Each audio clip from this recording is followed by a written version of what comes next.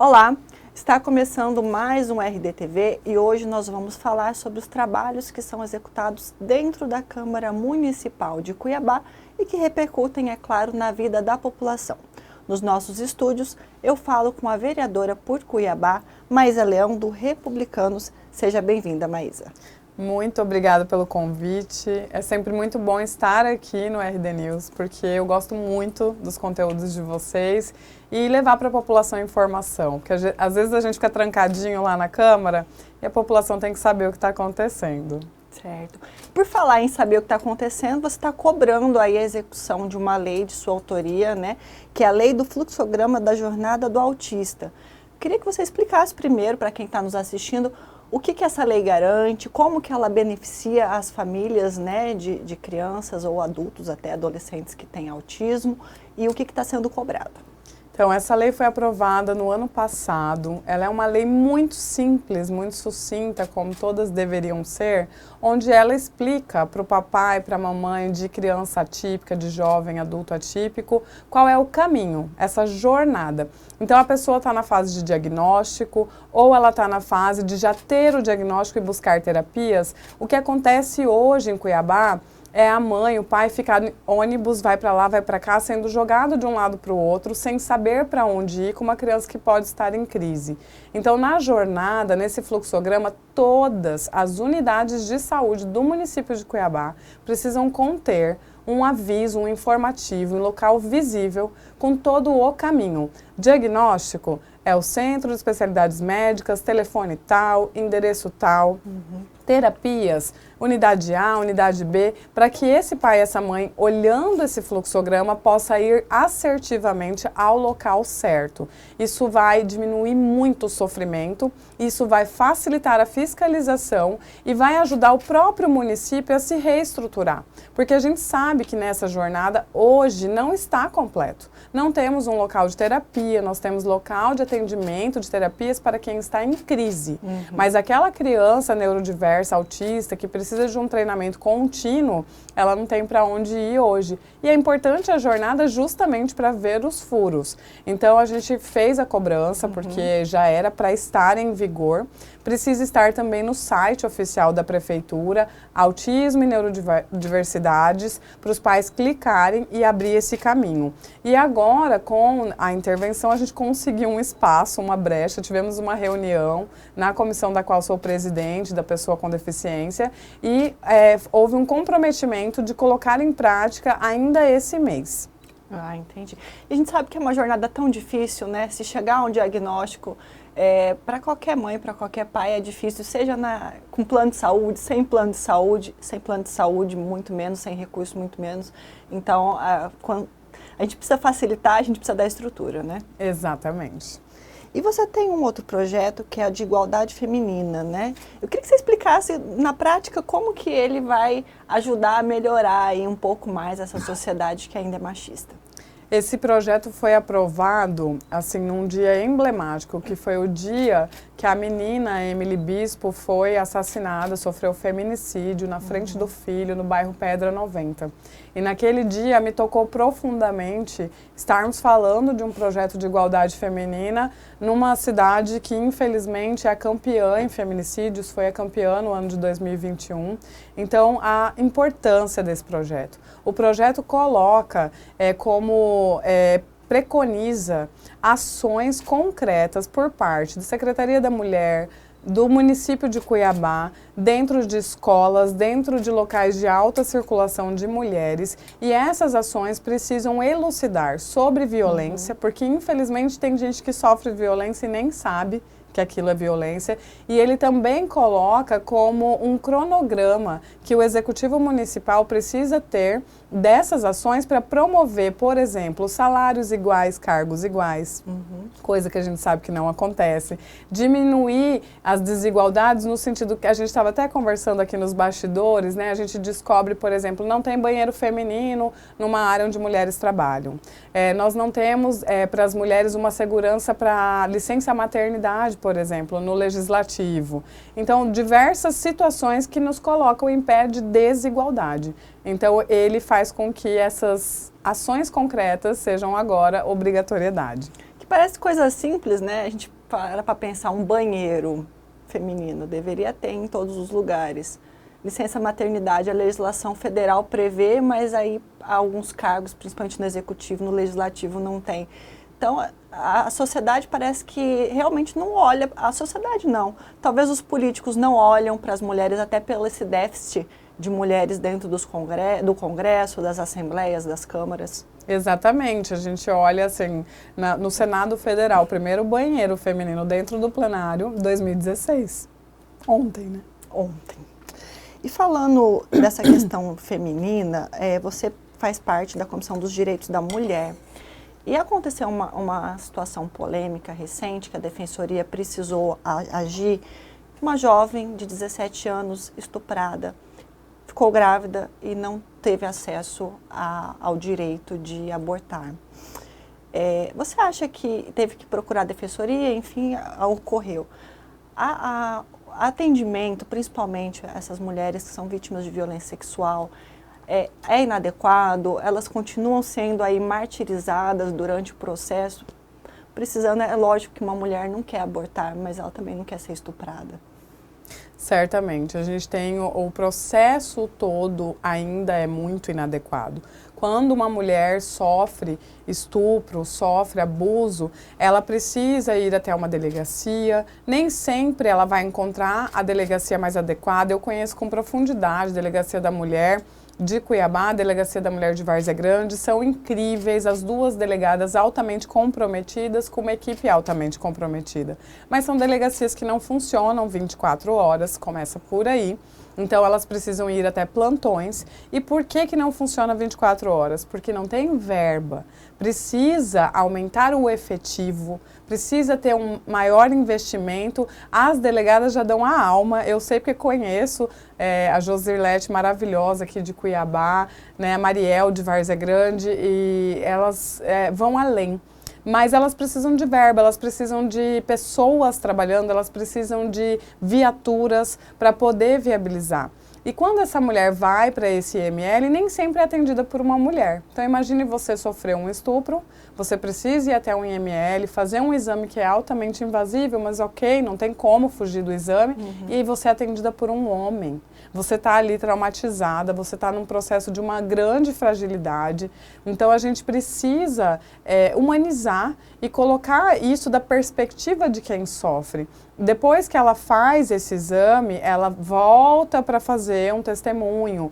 Então, assim, a gente tem ainda muitos déficits. E a outra coisa é o direito não garantido, né? A gente precisa entender que no Brasil, de praxe, muitas leis não são cumpridas. E a gente precisa entender que tem que cumprir a lei. A mulher não pode ter que lutar para ter uma lei sendo cumprida. A lei precisa ser cumprida de cara e ela tem que ter o direito à decisão. E aí, nesse caso do aborto em si, há a questão religiosa, enfim, a gente sabe que há médicos que se negam a fazer, apesar de ser preconizado na legislação. Existe, sim, uma possibilidade de um médico dizer que não faz esse determinado procedimento, porém, cabe ao hospital, cabe ao local de atenção disponibilizar o mais rápido possível e de uma forma muito ali administrativa, um médico que faça. Porque temos médicos que têm suas crenças religiosas, isso deve ser respeitado, eles fazem um juramento sim, mas o juramento é de salvar vidas, então a gente também tem que respeitar o outro lado. Porém, as instituições precisam garantir que haja. Então, se hoje há um atendimento de mulheres que sofreram estupro, dentro desse atendimento não tem nenhum obstetra, nenhum médico que faça o procedimento, tem que correr atrás de um que faça, porque é um direito dessa mulher. Para não ser martirizada mais Exatamente. ainda, né? Mudando um pouco de assunto, mas a gente sabe que está em andamento aí já há mais de 60 dias a intervenção no município de Cuiabá. Na ponta, na sua percepção, está chegando já o resultado ou ele ainda é mais administrativo? Ainda há reclamações, né, de falta de médicos, na saúde bucal ainda não estaria adequado, ainda há reclamações de medicamentos, enfim, mas você já vê melhorias? Eu vejo melhorias com certeza e falo isso assim do alto da minha independência porque nem sou membro participante de grupo do governador ou de grupo do prefeito. Inclusive, muitas pessoas falam, ah, você é contra o prefeito, você é oposição. Eu sou muito a favor das coisas positivas que ele faz e serei sempre uma fiscalizadora das negativas. Então, a intervenção, ela colocou medicamento dentro das unidades, isso é uma grande dor. Essa é uma dor crônica dentro do município de Cuiabá. Então, pela primeira vez, nós chegamos nas unidades e tem medicamento. Medicamentos que faltavam durante anos. Ela colocou médicos dentro de uma realidade. Nós temos a realidade de uma escassez de médicos, por quê? Muitos pagamentos atrasados, muitos pagamentos que uma hora dá um prêmio X, na outra hora já não dá esse prêmio X, muita gente que sofreu rescisão e não recebeu essa rescisão, com férias atrasadas, então é natural também que os médicos não queiram trabalhar. Médicos que mandavam para a gente denúncias de não estarem trabalhando pela falta de medicamentos e insumo, porque daí a atuação desse médico ela fica prejudicada. E se um médico perde um paciente por falta de insumo, de certa forma ele é responsável. Então a intervenção teve que encarar isso. Hoje a gente vê que temos mais médicos atuando, isso aí é fato. Foi o chamamento do concurso, que era um... Ah, mas o concurso foi feito pela Prefeitura de Cuiabá, mas foi feito porque houve um TAC, né, do Ministério Público, teve toda uma obrigação.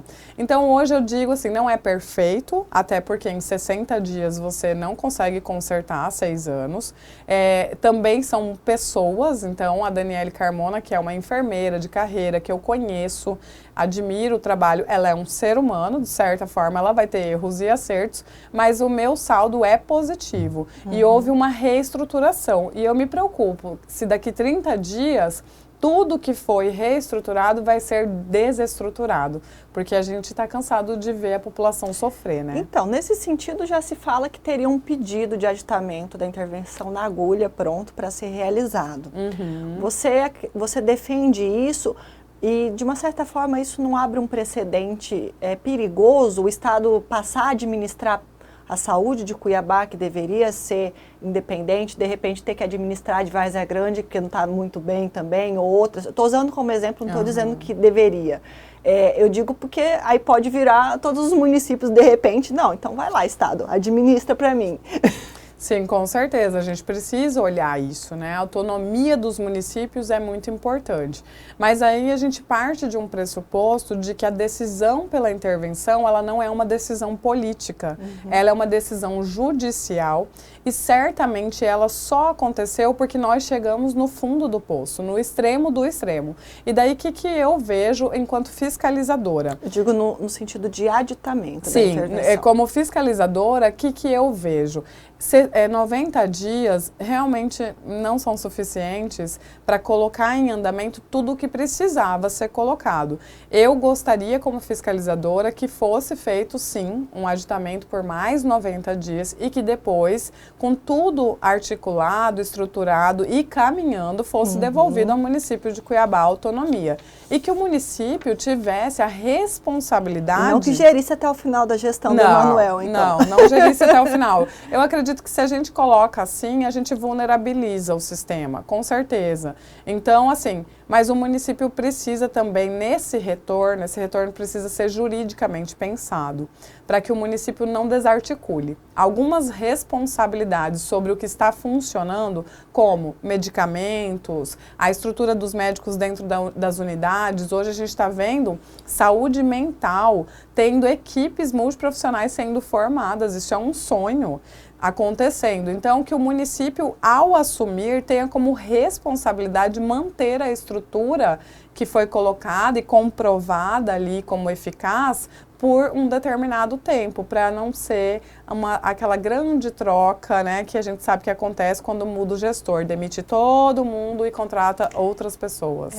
Por falar nisso, tem algumas polêmicas em relação a essas questões, né? O Sindicato dos Servidores tem reclamado da politização na demissão de alguns cargos, contratação de outros, que haveria uma certa perseguição por conta dessa briga aí, Emanuel e governador, que é uma briga clara, né, e pública, né? E há reclamações sobre alguns contratos de terceirizados também, que é uma reclamação da intervenção, mas que acaba sendo uma prática por conta da situação, enfim. Vocês estão acompanhando isso? Você tem acompanhado, analisado essas denúncias que chegam? Estou acompanhando, tenho analisado, inclusive tenho reuniões marcadas com essas pessoas que estão se sentindo prejudicadas, né? Inclusive tem uma reunião na semana que vem que vai ser muito importante, porque houve um ato, né, das pessoas que foram exoneradas, muitas alegam que não houve uma conversa prévia, e eu quero ouvir todas as partes, porque o meu papel é representar os munícipes e aquilo que for o melhor. Uma coisa que eu sou totalmente contra é essa terceirização da saúde. Absolutamente contra. Se a gente tiver mais concursos, a gente vai ter independência e autonomia. A partir do momento que você tem processos seletivos que não garantem para aquela pessoa que ela vai estar no cargo por competência, ela vai estar por relação política, a gente coloca em vulnerabilidade o sistema. Então, quanto menos terceirizações e quanto menos contratações temporárias, mais autonomia a gente vai ter para o grupo político passar, mas o sistema continuar. E por falar nisso, assim, só para encerrar esse assunto da intervenção, o prefeito reclama muito que foi sufocado pelo governador por conta dessa briga deles. E que por conta disso, recursos não vieram, melhorias não vieram, e que isso estaria sendo facilitado a intervenção justamente por tirar. Você acredita que, de uma certa forma, não 100%, possa ter a briga política possa ter interferido e, de fato, prejudicado Cuiabá, não só em saúde, mas em outras áreas? Com certeza, essa briga política é um grande problema para Cuiabá, porque não tem condições da capital não ter um relacionamento com o governo do estado, mas a gente tem que olhar também o histórico do nosso prefeito da capital. Eu já ouvi de senadores, olha, não encaminho para Cuiabá a emenda, porque a emenda não chega no destino. Então, o nosso prefeito ele tem tido grandes problemas na administração do recurso financeiro de Cuiabá. A gente vê aí o problema da Previdência, que é recolhido e não é passado. A gente vê o problema dos consignados nos bancos, que é retirado do salário dos servidores e não é repassado para os bancos. Então, eu penso que é natural. Se eu estou enviando dinheiro para um gestor e o gestor não está enviando dinheiro para o lugar certo, esse dinheiro evapora, como acontece em muitas pastas, eu vou parar de enviar o dinheiro. E a população que sofre. Exato. A Câmara começa a se debruçar sobre um caso envolvendo a vereadora Edna, do PT, que levantou polêmica sobre um tema que é pouco falado, que é a verba indenizatória. Nesse caso, não é nem a dos vereadores, que já foi tão discutida se é ou não é o valor ideal. Nós estamos falando da verba indenizatória para o gabinete, para a chefe de gabinete ou chefe de gabinete. Eu queria que você explicasse para quem está nos assistindo melhor, a lei, ela é dúbia ou ela é clara? Esse dinheiro, ele tem que ser gerido por quem, vereadora? Esse dinheiro tem que ser gerido pelo chefe de gabinete. A lei é muito clara, o regimento da Câmara é muito claro, por isso ele entra na conta do chefe de gabinete. Então, é óbvio que há um debate. A minha chefe de gabinete senta comigo, conversa, olha, a gente vai investir aqui, eu estou pensando em fazer esse curso para a equipe, que é importante, estou pensando em fazer esse evento aqui, a gente vai levar quantos da equipe, porque você tem uma verba, assim como aí na casa de todo mundo, né? Como se você tem um orçamento familiar. Então, é natural o debate entre vereador e chefe de gabinete. A transferência, ela não é natural, ela não faz parte do regramento. Essa conta, ela é criada desta forma para que esse chefe de gabinete faça o pagamento. Então, nesse quesito, a vereadora Edna errou. Ela já confirmou que recebeu de fato. Sim, com certeza. Então, assim, ela errou, porque não é para ser feita essa transferência, né? Então, a gente precisa ser muito claro com a população a esse respeito. E aí, a prestação de contas é feita, obviamente, pelo chefe ou a chefe de gabinete. Exatamente. A responsabilidade de gerir a verba é dele e a responsabilidade de entregar a prestação de contas é dele. Então, como qualquer prestação de contas, a gente tem uma entrada, a gente tem uma saída, isso precisa ser entregue no RH, no financeiro da Câmara de Vereadores até uma determinada data, porque isso passa pelo TCE. Como é verba pública, a gente precisa, sim, fazer toda a prestação de contas para que no mês seguinte, aquele vereador, aquele gabinete, aquele chefe de gabinete esteja correto com suas contas para continuar recebendo, senão é suspenso. Certo. E um dos pedidos de averiguação foi feito pelo suplente que estava no seu lugar, né, um dia antes dele deixar o cargo. Ele chegou a conversar com você ou foi um ato independente? Foi um ato independente dele, acredito que é importante, sim. Inclusive falei para a vereadora Edna, falei, vereadora, é errado condená-la antes do processo. Mas é errado dizer que não se tem que instaurar um processo. A partir do momento que a população sente dúvidas, a gente tem uma comissão de ética para isso e eu acredito que ele foi assertivo em propor que a comissão de ética faça esse levantamento do que de fato aconteceu e deu uma resposta plausível para a população. O presidente da comissão de ética tem dito que vai atuar sem paixões. Você acredita que seja essa mesmo, então, a linha? Com certeza. A gente precisa agir ali, somos 25 vereadores. Todas as vezes que um vereador é colocado à prova em termos de decoro, em termos de ética, de lisura, todos nós somos colocados à prova. Então é importante não agir no sentido de fazer um processo que já é condenatório, mas temos que ser muito corretos e agir a rigor. Assim como eu acho natural, se acontecesse comigo, qualquer quebra de decoro, qualquer dúvida sobre a lisura do meu gabinete, eu passaria por esse processo, eu responderia com muita tranquilidade e provado a inocência, explicado os fatos, vida que segue. Até porque, vereadora, a Câmara nos últimos anos tem passado por situações complicadas, né? A gente teve já aí, acho que 4 ou 5 vereadores que infelizmente foram cassados, alguns voltaram, enfim. Mas assim, cada ano que passa é uma situação diferente e parece que a sociedade cobra da Câmara esse posicionamento. Com certeza, eu acho um erro que a vereadora Edna teve, que eu falei para ela, olhando nos olhos dela. Desafio os vereadores a fazerem a prestação de contas de suas VIs. Sabe, a partir do momento que um vereador entra nesse processo de cassação, nesse processo de averiguação, ele acusar os outros, né, como a gente já viu ali, vereadores que foram cassados saindo ameaçando, falando que ali é um lugar onde só tem bandido. A generalização, ela é burra e ela é uma irresponsabilidade. Nós temos 25 CPFs ali, eu respondo pelo meu e com muita tranquilidade, dentro do meu gabinete as coisas acontecem com muita transparência. Então, todo vereador que coloca à prova a instituição Câmara de Vereadores, ele enfraquece o trabalho de todos. Certo. E falando de política partidária, a gente está há um pouco mais de um ano aí das eleições, mas a gente já sabe que o debate está todo vapor em todos os partidos. Segue firme no Republicanos, deve buscar a reeleição? Vou buscar a reeleição, com certeza. Esse é um projeto, né? Ser novamente candidata a vereadora. Acredito que tenho um trabalho ainda que está no meio. O Republicanos é um partido onde eu me sinto muito confortável, onde eu tenho acesso aos diretores do partido, onde eu tenho acesso à cúpula que administra. Óbvio que é cedo para dizer, eu pretendo continuar sim no Republicanos, mas nós precisamos ver a chapa, né? Como será configurada essa chapa. A gente vai ter uma eleição muito difícil, uma eleição muito competitiva, mas a minha vontade é permanecer no Republicanos. E a inflação de candidatos é alta, a Prefeitura de Cuiabá. Tem algum nome que você tem predileção nesse momento? Nesse momento eu estou analisando eles, eu sou uma apoiadora difícil de conquistar.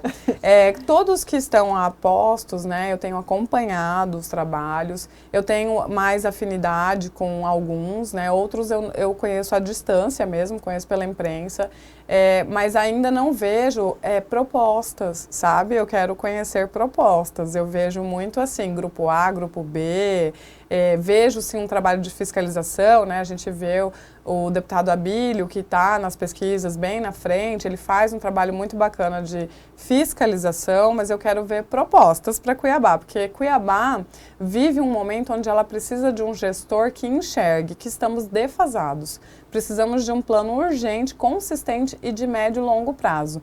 E não vi nenhum deles apresentar isso ainda. E essa cisão toda e essa pulverização, você acha que pode contribuir aí porque o prefeito está chamando de terceira era do pinheirismo? Ai, que medo! Olha, eu acho que precisa de uma maturidade na política e eu vejo que temos poucas mulheres e os homens que me perdoem, mas eles tendem a ser mais imaturos. A gente vê muitos egos, A política é um ambiente de egos muito inflados e é preciso sim colocar o pé no chão e ver a hora que você precisa brilhar um pouco menos para fortalecer um movimento. Então é perigoso sim essa pulverização, enfraquecer um lado e deixar um outro lado mais forte, que a gente viu isso na eleição passada, né? A gente viu naquele momento que foi feito Abílio e Velaton. Se Velaton e Abílio viessem separados, com certeza estariam muito mais enfraquecidos. Não venceram a eleição por 6 mil votos. É muito importante ressaltar isso, porque foi por pouco. Mas se estivessem separados, teriam perdido no primeiro turno. Tá certo, então obrigada, Maísa. Caso você queira deixar algum recado aí para os telespectadores. Quero deixar um recado para vocês me seguirem nas redes sociais, @MaísaLeão com Y, MAYSALEAO. Ali nas redes sociais eu presto contas deste trabalho de vereadora e é um canal para vocês me demandarem. Eu sou funcionária da população, fui pedir voto com currículo na mão porque trabalho para vocês. Tá certo, então muito obrigada, Maísa, pela presença, seja sempre bem-vinda. Você acompanhou então uma entrevista com Maísa Leão do Republicanos, vereadora por Cuiabá. Tratamos aqui sobre a situação da saúde de Cuiabá, projetos que estão em debate, já foram aprovados, mas precisam entrar em vigor de fato, e também sobre outros temas como a investigação envolvendo a vereadora Edna do PT. Você assiste esta e outras entrevistas no site RD News. Curta, compartilhe e até a próxima.